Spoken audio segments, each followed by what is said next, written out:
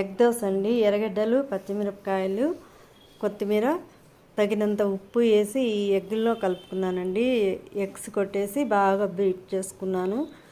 ఇలా వచ్చిందండి.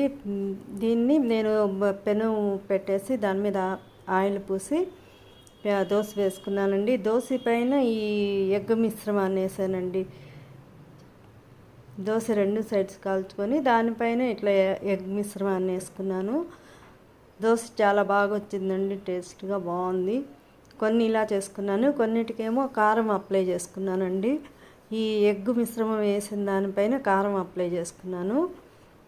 చాలా చాలా బాగుందండి. ఇలా చేస్తే పిల్లలు ఇష్టంగా తింటారండి, వద్దనకుండా తింటారు.